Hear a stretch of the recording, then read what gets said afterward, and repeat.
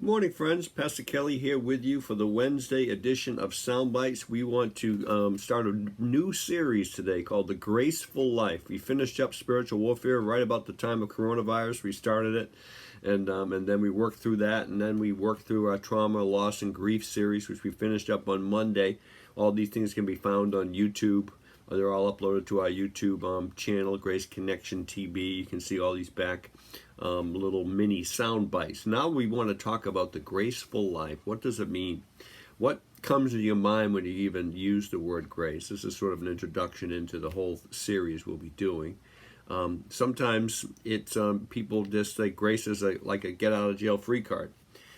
Something recently I saw, somebody said something about somebody in a public forum, and it was pretty mean and pretty nasty what they said, and so then they were confronted about it. They just said, well, you just got to give me grace.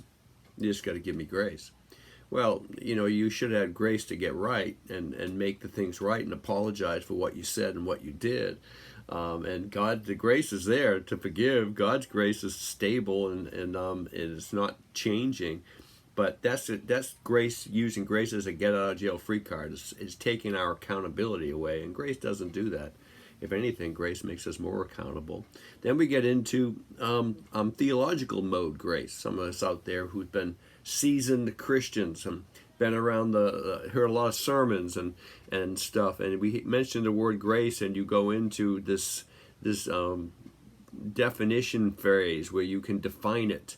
I stand in grace. He's the God of all grace. I'm saved by grace. I'm kept by grace. I'm preserved by grace. And we can tell all the things grace does for us, but the question I ask that person is, does it impact your life now?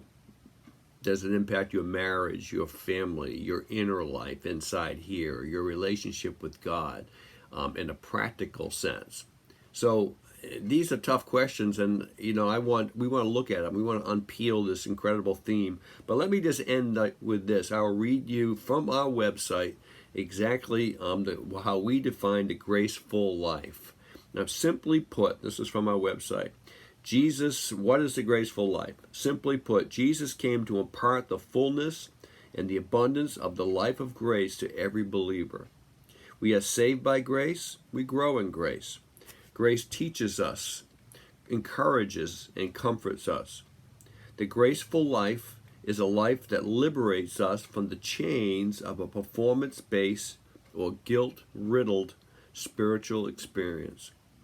Pure grace ushers the believer into a relationship with God as it wonderfully establishes, sustains, and satisfies our soul to the fullest for the duration of our journey in life with Him.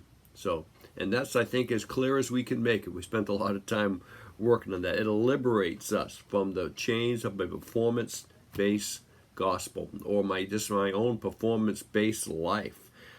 It takes care of my past.